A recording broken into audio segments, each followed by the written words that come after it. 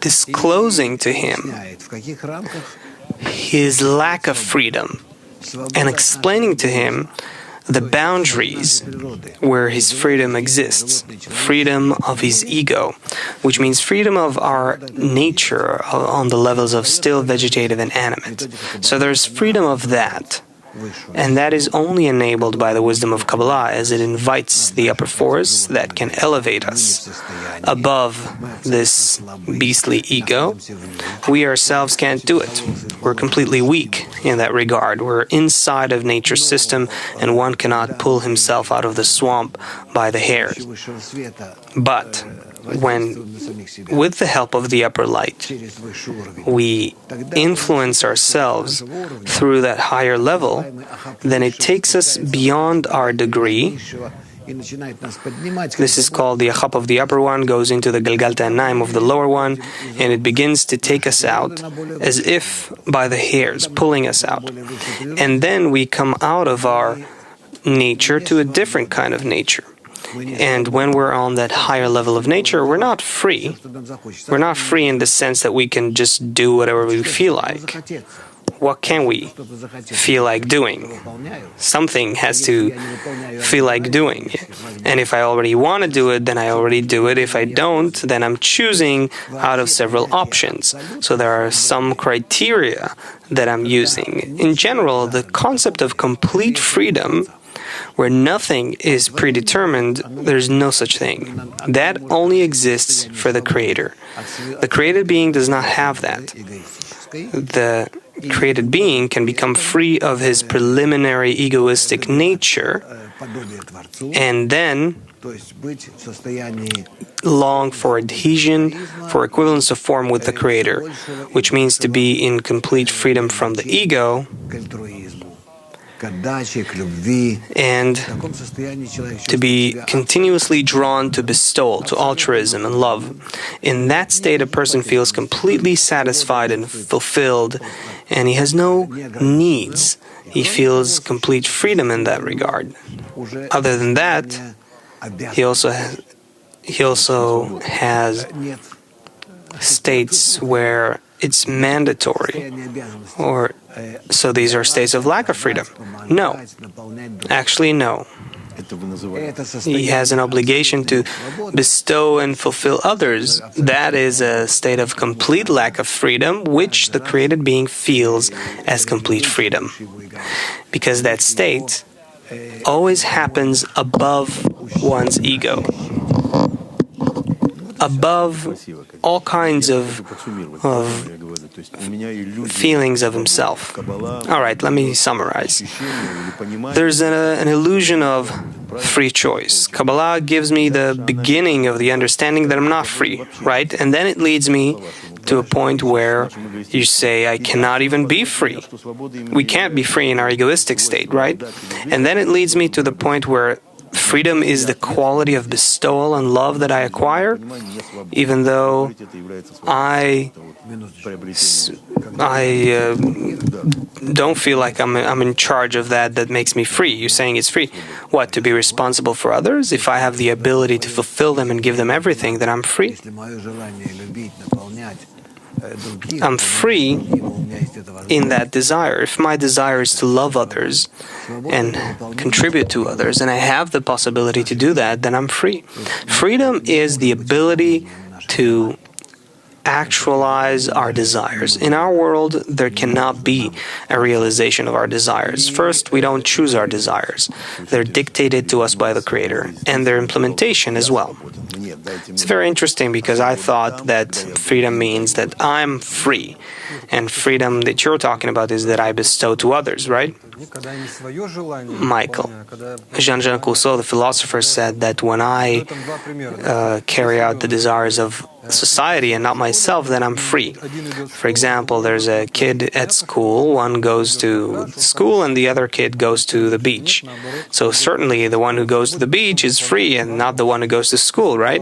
And he says no, the one who goes to school carries out the desires of society and that's why he's free. So it's similar to what Kabbalah says says, or Baal Salam says, that actualizing free choice is to carry out the desires of society. That's the only free choice. But there's this illusion of free choice built into us by nature. So why do we need to even dig into that and delve into that? Well, we're talking about when this illusion breaks apart. But who feels that he's not free? People feel they're free. If that's how it's built into nature, that's how it should be, no? Rav, I don't think that a person today feels his freedom. He's a servant to the media and to his family, and he owes a lot to everyone. Even if he doesn't owe anything to anyone, he still works according to how he was educated and indoctrinated, and the expectations set for him. He has to maintain himself and conduct himself in a certain way, so he's never free. But he feels himself convenient in that because he carries out the desires of others, and also Senka, there's a question here. Is the lover free? Isn't he a servant of the one he loves? Rav, that's true. But if that choice happens, if it happens by choice, then you can call that free. Mushi. So the element of free choice is the matter here? Right. If I choose such a form of lack of freedom, but I choose it, that means I'm free. For instance, I want to be in equivalence of form with the Creator and carry out the purpose of creation because it's the highest form of nature. And it gives me, therefore, a sense of complete freedom. I don't become enslaved to any form of lower level of orders. Senka, but still, it's not complete freedom. Rav, that's why the human is called the Creator's servant. So it's either I love my desires over the Creator, these are the options, and when you're enslaved to other desires, you just follow them. Mushi, when a person realizes their desires, they don't feel they're not free. Senka, the one who went to school doesn't feel free. The one who went to the beach does feel free. All right, let's continue. Question. Do you feel yourself free as a Kabbalist? From what and for what? A Kabbalist is split to two parts. He feels the part that moves in coordination with the Creator, and in this respect he is above this world, and he identifies with the Creator and feels the Creator to that extent, and he feels himself rising above the whole of creation, and in that regard he feels free. And the submission to the Creator happens above the annulment of the ego. That's why it's felt as free, because there's nothing above the Creator. Therefore, the feeling of being in servitude to the Creator is the feeling of freedom, because it's the highest level of nature. You need to think about it more and you'll see that it's like that. Senka, do you feel yourself free? Rav, the other part of the person, before he comes to complete adhesion with the Creator, with all his egoistic desires that become corrected in order to bestow on love, in that part he doesn't feel free at all. On the contrary, he feels even worse than ordinary person in this world. Because an ordinary person doesn't feel under pressure. And in this case, he knows he's under the rule of his ego, and therefore his feeling of lack of freedom is very unpleasant, it's burdening, and that's why it moves him forward. Then we say it's a servant to Pharaoh and all that? Yes, Boris. Why does freedom somehow connect with happiness and goodness? Rav, because it comes from the Creator. Because it's a freedom of the ego. It's a freedom from the enslavement.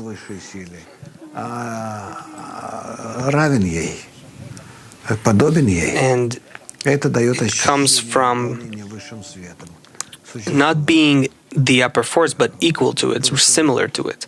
That gives a feeling of fulfillment and existence on a higher level, a higher life form. Senka, well, you already answered this, but to make it more clear, to understand the Creator's complete rule is complete freedom. Yes, but when a person recognizes that, he accepts that as his own corrected state. So it doesn't feel like the rule of the Creator. It feels like his own independent desire. Mushi. True freedom is the privilege to determine what I want in the next moment. Rav, you can put it like that, yeah.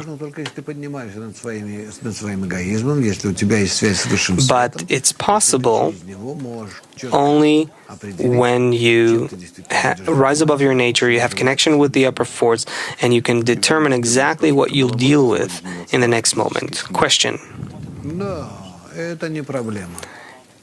And can Kabbalah relieve me from fear of corporeal death? Of course, that's not even a problem. You're not going to be thinking about this physical death. You're going to be thinking about how to succeed in actualizing the plan of creation from the state you're in. Mushi, what's the difference between freedom in the corporeal world and freedom in the spiritual world? Rav, freedom in the corporeal world is freedom of our corporeal needs. Food, sex, family, money, honor, power, knowledge. We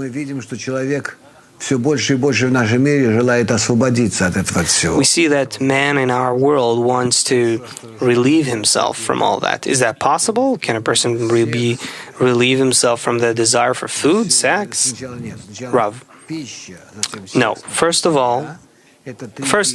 food, then sex, then family. These are three kinds of beastly desires that come from our bodily existence. And I see that people are trying to break free of that. They're not looking for, this amazing food, and then they're usually good with some junk food or a hot dog or something like that. Sex is a very relative thing. Many, according to research, say that they're not looking for sex.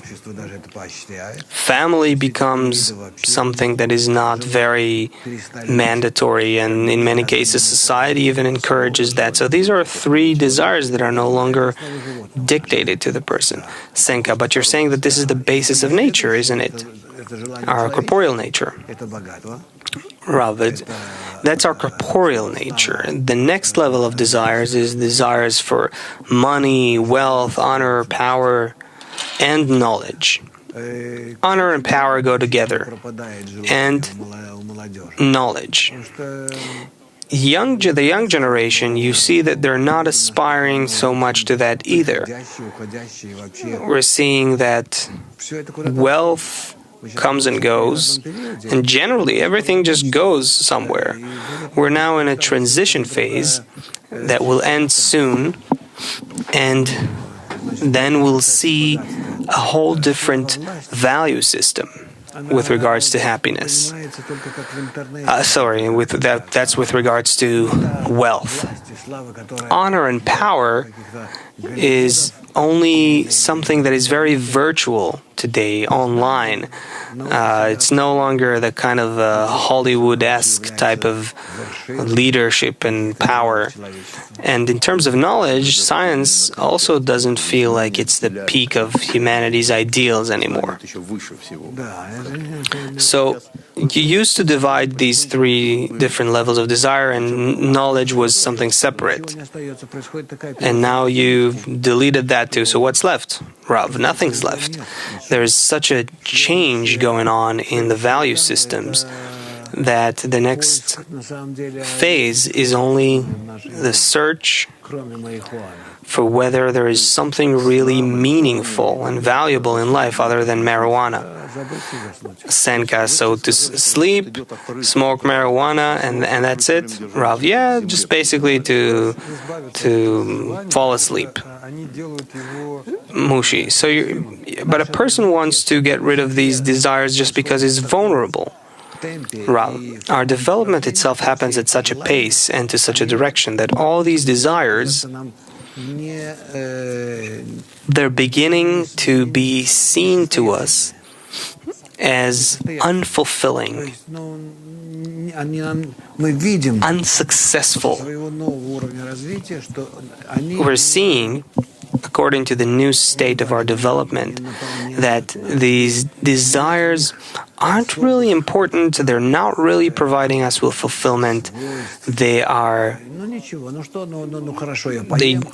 don't really give us value. All right, so I'll have some good food and I'll have good sex, and if I don't have it today, I'll have it tomorrow, the day after, it doesn't even matter with who. All of that is also changing very rapidly. So, food and sex, and then what? Family? We're already seeing that. What's happening with that? Mushi, it gives you more problems these days. Right. Boy, so what? The desires are disappearing? Rav, it disappears. Many think that they want things, but they can't get it. No, what are you talking about? The young generation doesn't want to waste their lives for that. People in the past used to give dozens of years of their lives to work and save money, and today the young generation is asking what for? Why should I study and then work and then get married and have children and have a family and all that? What for? Just to give that onwards to my children so they continue to do the same? What's the point of all of that? This is what people today are recognizing. Senka, so a question. What is then the choice? How can I know if I'm taking the right route? Rav, no, the wisdom of Kabbalah talks about something else. It talks about having to rise above these desires for food, sex, family, these three egoistic, beastly desires, and then wealth, honor, power, and knowledge. These, say, three human desires that we have. Senka. So the question is, what's the right path if there's no freedom of choice? Rav, when one does not have these desires, when one understands that they're not important to him, that leads to the question, all right, so where is the point in life? Why was this life given? I no longer just want to continue and reside in these desires, so why should I even continue to exist? That's where the question arises. The question is now towards a new form of desire. Is there something beyond? Is there some ideal that's worthwhile living for? Or just to finish life and just to pass time with weed and that's it? Mushi, question. Freedom is to choose the laws of the Creator of my own accord. Of course, the Creator provides laws of nature that we have to submit ourselves to. The point is that we have to come to the recognition of why they're not built into us to begin with, automatically. Because we have to come to the recognition that there's nothing better than that we will take that as something that we acknowledge, that we comprehend. And then it'll be clear to us that belonging to this degree is the true, complete freedom. And that's because by that, you rise above your own ego. You enter a realm of bestowal. And there you don't have a question of what about me and so on, and that's already freedom. Boys, they say that more knowledge gives you more pain. So the wisdom of Kabbalah gives me freedom and happiness, or sorrow as well? No, what you come to know in Kabbalah doesn't give you sorrow, because you begin to attain the higher system. It's not just knowing the system of this world from aside. Rather, it's the system that governs you and that you can be integrated in as a conscious and governing element. Question: to whom and for what do we dedicate our life then? That's up to you. That depends on whether you truly want to turn your life to conscious and aware. Then you have to think about what you're living for. And that's actually the very question that Barasalam begins to explain the essence of the wisdom of Kabbalah with. Why do I exist? Is it that number of years that just go by with what I have to accomplish during these years? Who's doing all that? What do I aim for? This is a problem that a person has to meddle with. This is really a human level of question. It's a question that comes from a person who is already going above those 6 desires, the 3 bodily desires and 3 human desires, a person who longs for the purpose of existence. Mushi, there are many questions about the illusion of freedom. Why was the illusion of freedom given to the person? Rav, in order to allow him to exist, otherwise he would just kill himself. The human is not an animal that simply exists within the boundaries of food and family. Animals in general don't have anything beyond that. They don't have the same sex life that we have, and even family is not the same. They have this natural continuation. So it divides into different times of the year and so forth, and most important for them is food. And also, they don't choose out of 200 different kinds of stuff to eat. You know, a cow won't eat cakes if it has decent lawn or grass to feed on.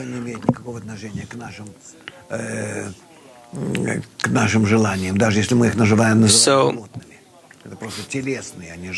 certainly, it doesn't have to do with our desires. These are beastly desires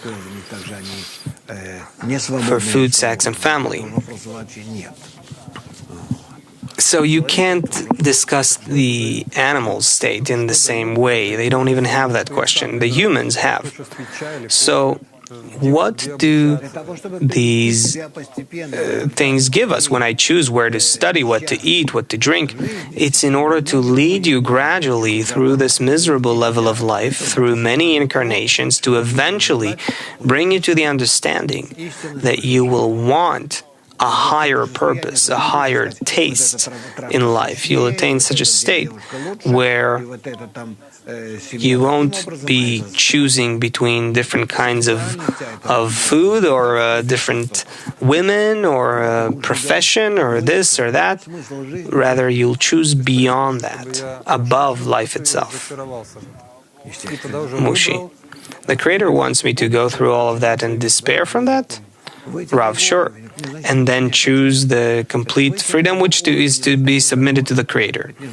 Rav, it doesn't mean to be under Him. It means to become to His level, to become equal to Him, to rise to His level. Senka, a question from Facebook. On the one hand, everything is predetermined, and on the other hand, where is that desire to? Where does it come from to come out of the matrix, to be my own creator and not part of the Creator? Rav, sure. When a person becomes equal with the Creator, he becomes like the Creator. Then a person doesn't feel like he's ruled by the Creator. In that regard, he actually controls the Creator. There is complete equivalence between the human and the upper force here. Boys, is it true that you can change your destiny with the help of Kabbalah, and is it needed? Rav, first of all, it certainly is needed, because we are on such a degree today of just providing for our necessities, not even the beastly level of existence. It's even lower than that, because an animal doesn't ask these questions. And when we ask these questions, it enables us to rise above to a complete level of freedom, beyond life and death, beyond this life, beyond limitations of this existence. Because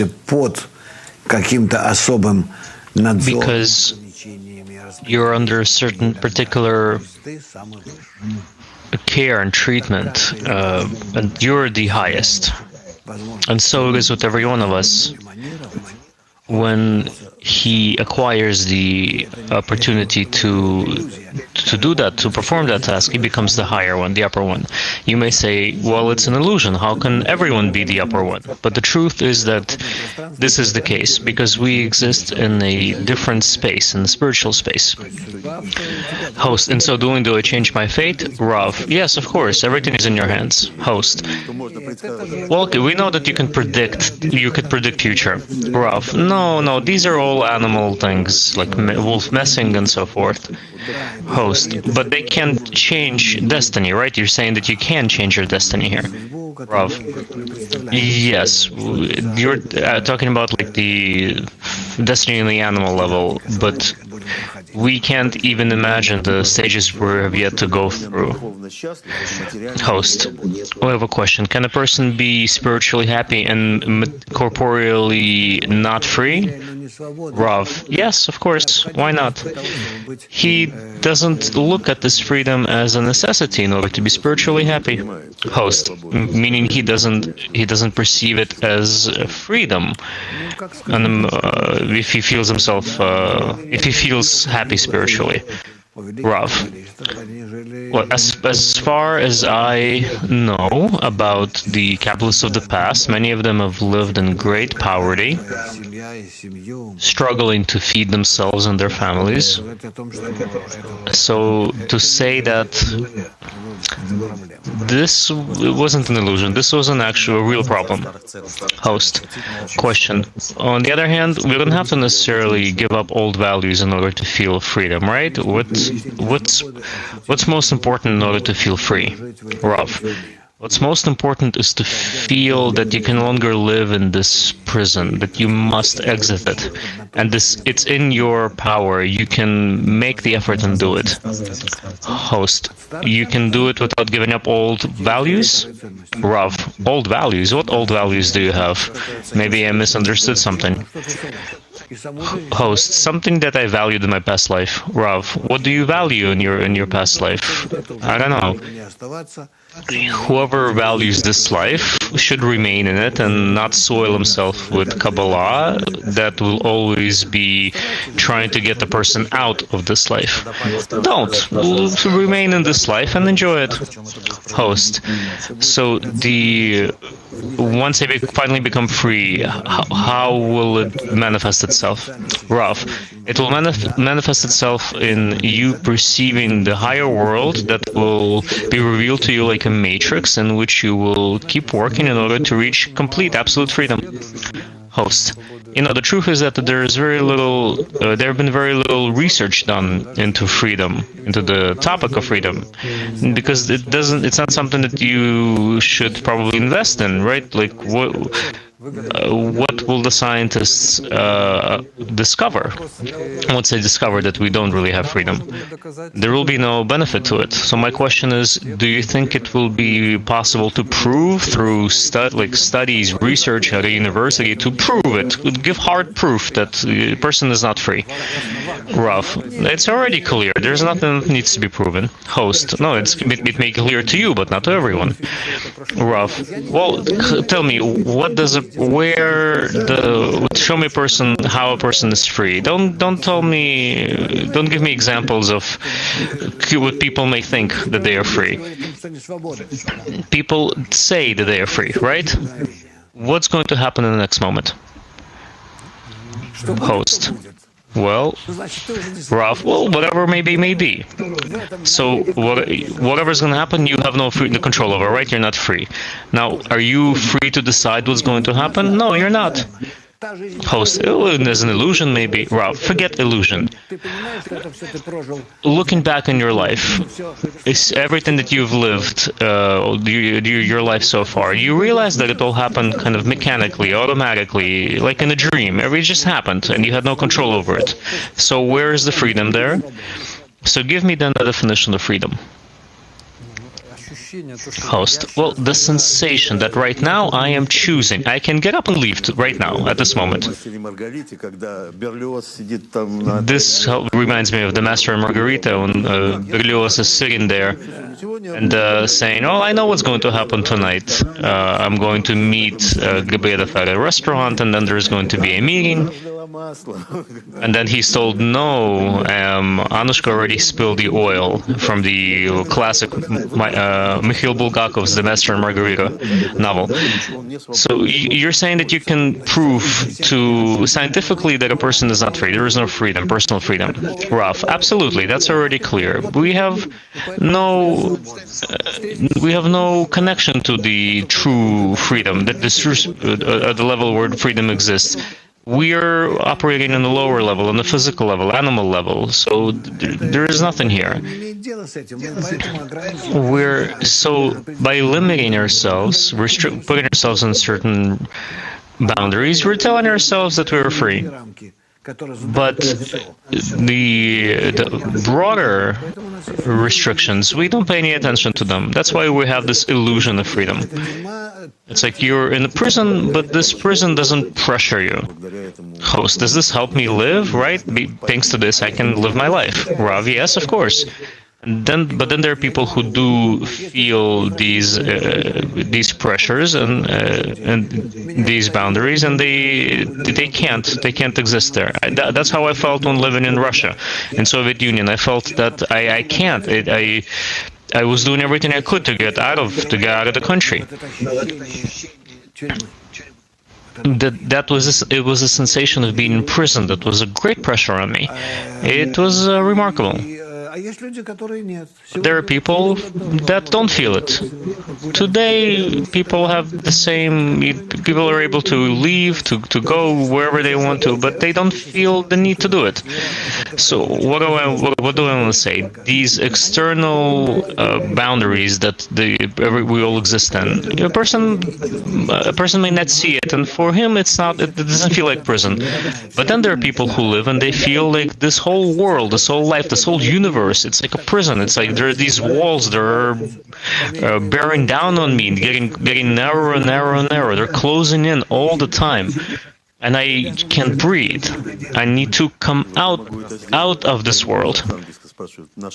Host, on that note, is our world a prison? Can I leave this prison with the help of Kabbalah? Rav, yes, of course, my friend. That's the whole point.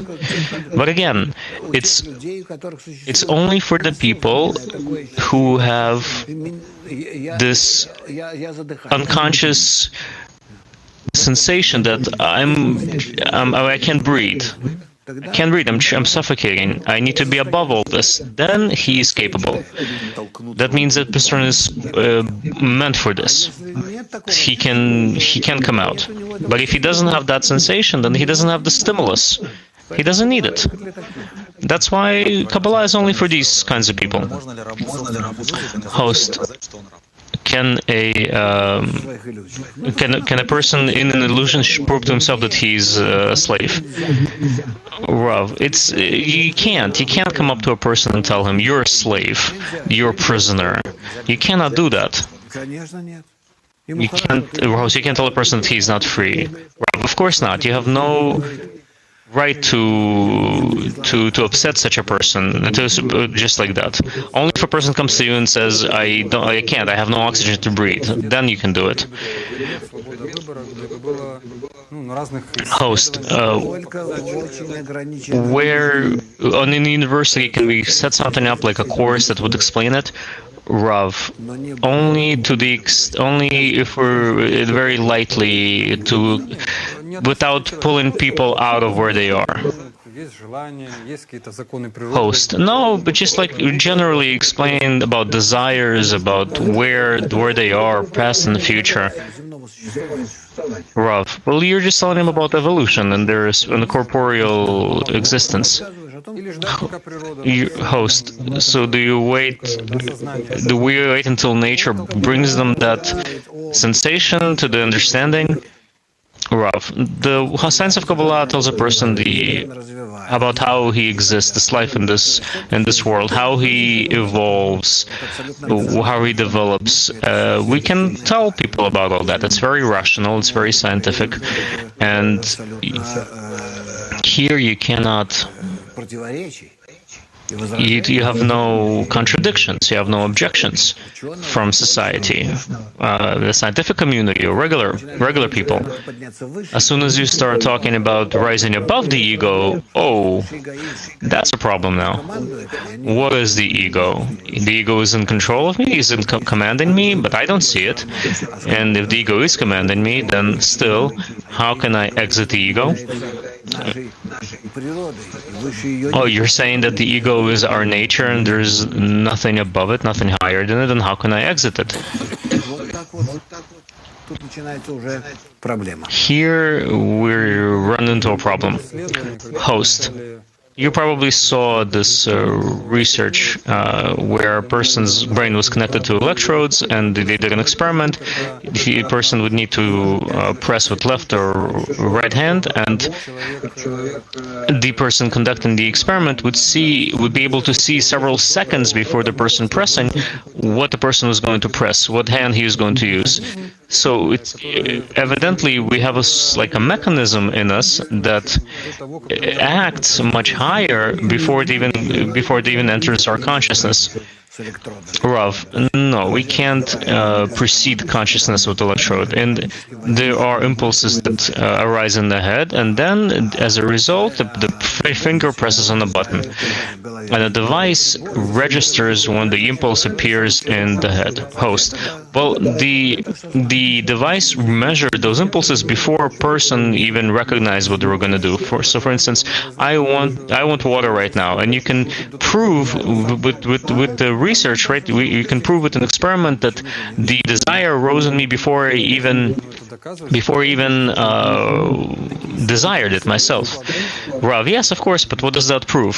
Host, it proves that desires are primary, that I don't have freedom, that the decision is made for me. Rav, but no one is making decisions. This is a natural process in our organism. And if you want to say something above that, the higher signals that come to us and develop in us and then we execute them, that is also the case, sure, but it's all part of nature. Host, but would such experiments push humanity towards realizing that we have no free choice and then to start looking for freedom? Rough. Nope. Host. Well, it's interesting. You're a scientist. You come from science, and you're the one telling us here that this is where a place that science cannot get to this that you cannot prove freedom. Rough. Right. The science can't, and the science came up to this barrier, and now it's in crisis. And the scientists are admitting this themselves, because science can only operate in this egoistic space and within the boundaries of human perception, within human nature.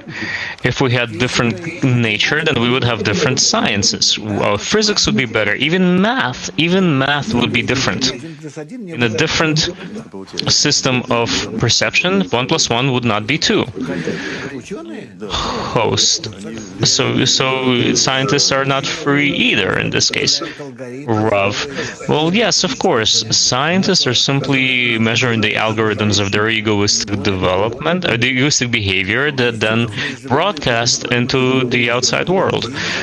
And that's just the way it is. It cannot be any other way. If we were created differently, we would have different sciences. We would see the world differently. We would have different math, biology, chemistry. We have no freedom of will here. It's look at what Einstein said.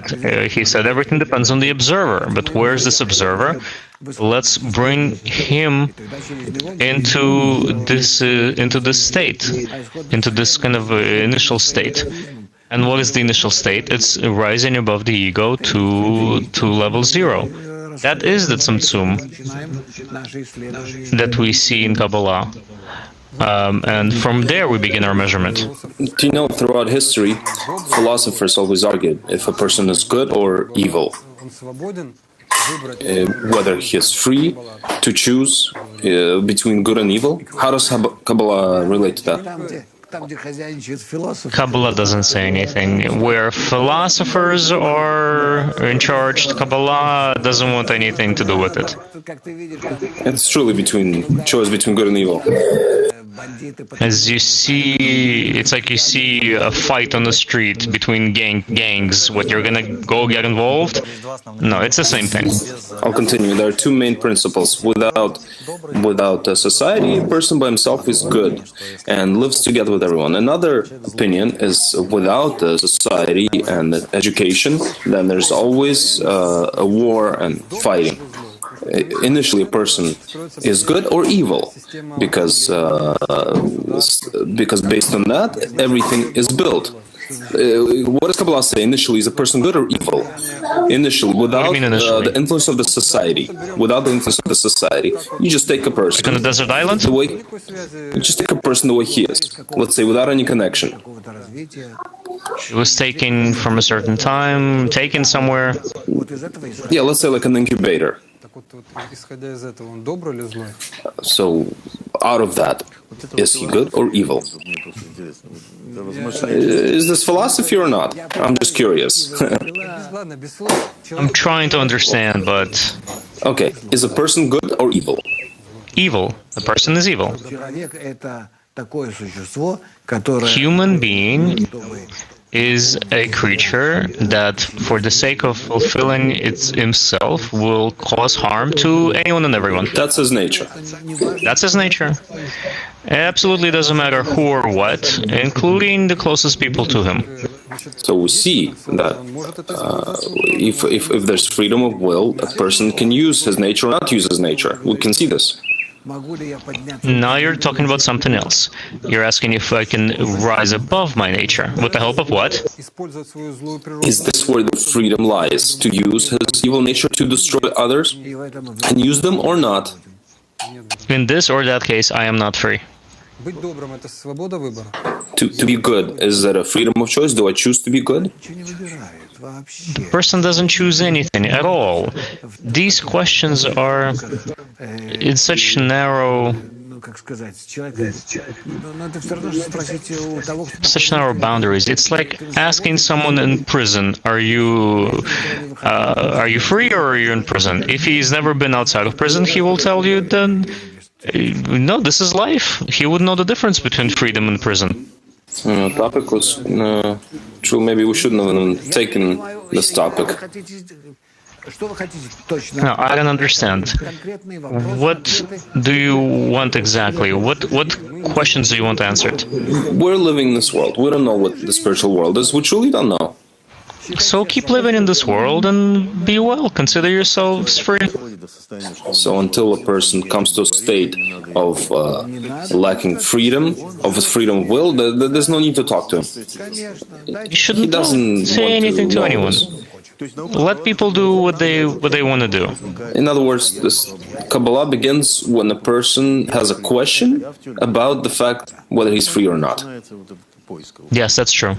And from that point, the search begins. Of course, yeah, you leave them alone. Only the people who need it, they will come. And the people who don't need it, for whom it's not a necessity, let them keep doing what they want to do. I see people all over, talking, ragging all kinds of bad things about me, and they're saying, you did this, you did that. Why do they care? Why do they care about what I do? I remember you had a meeting, and he's telling you that he has this desire to sit at the beach and look at some girls, and you're telling him, go, why are you here? If you still have those desires, then that's good. So, question, does artificial intelligence have freedom of will since it doesn't have the ego?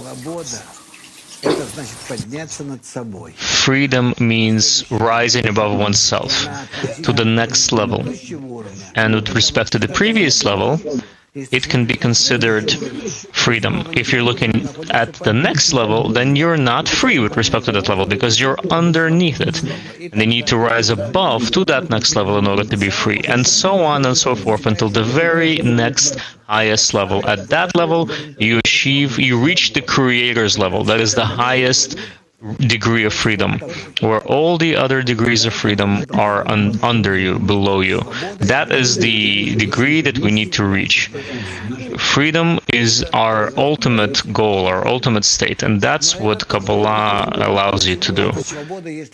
But then you can say, why is it freedom if I am developing to be like the Creator? It's already predetermined. Yes, my friend, it is predetermined, and you are obligated to develop towards it.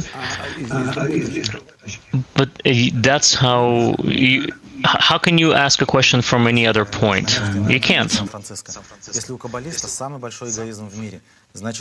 same topic, there's a question. If a Kabbalist has the largest ego in the world, so he's the least free person in the world, right? How does he use his ego in order to rise above it? The ego is that force rising above which allows us to feel a greater and greater degree of freedom. I cannot feel freedom if I don't also have the sensation of not being free. Do you understand? That's why Kabbalah is built on two parameters, the creator and the creature. A great big ego and a great quality of bestowal and love. In other words, I'm grateful for having a big ego. You have to. If anyone whose ego is greater, whose desire is greater, the ego is greater. A person that reveals the Creator, does he become free, or are there still various stages? Reveal the Creator meaning becoming like the Creator. On the first degree. Right, acquiring the quality of the Creator. These qualities now speak through you. Let's say 1% of the Creator's qualities. Does he become free? Free from his ego. Per 1%? No, above his ego. Fully. above the ego that has revealed in you. And then, bam, the new ego reveals. The serpent comes up and says, "Oh, hey, I'm here. I'm over here now." And you need to rise above him. But while I'm ascending, it takes time, days, months. At So that time, am I not free? And when I did ascend, then I am free. You have very interesting perceptions of freedom.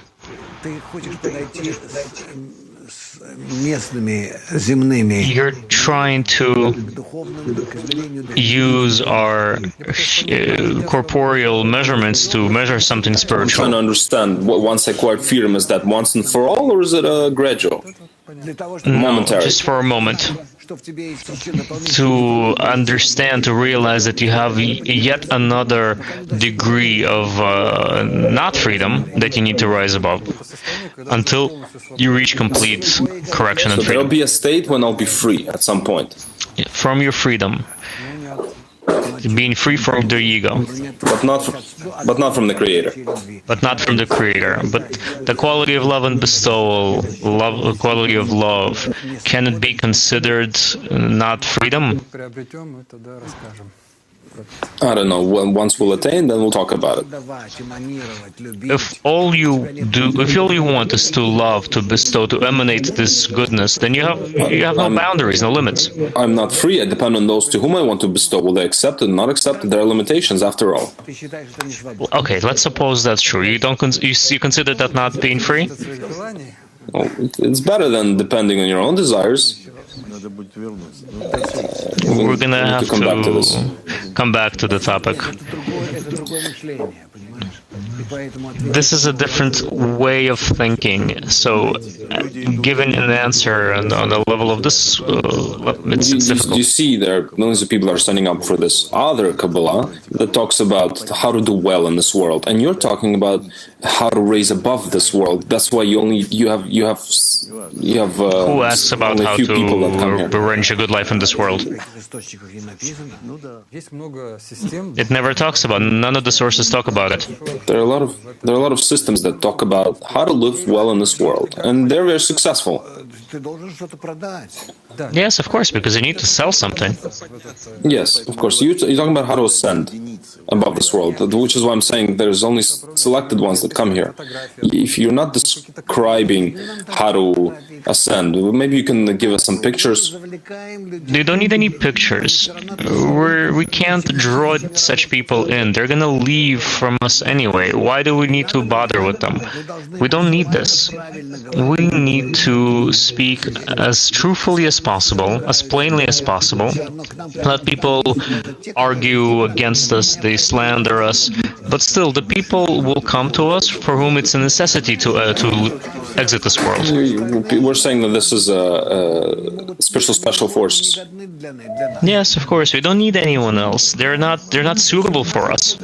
This is a good. Why do we need to confuse them? What, millions are going to come and then 10 people are going to remain? No, let the 10 people come right away and Kabbalah stay. is for everybody. No, gradually. It's in a gradual process. So a few more years will go by. The question is it possible to do a second correct decision if the first one wasn't? We're always doing the wrong thing first and then the right thing. So don't be afraid. Just keep going, keep advancing. Better yet, always blindly with your eyes closed. Question. Kabbalah wakes people up. Maybe we shouldn't bother them. Yeah, I agree. Let them sleep. Why? We're...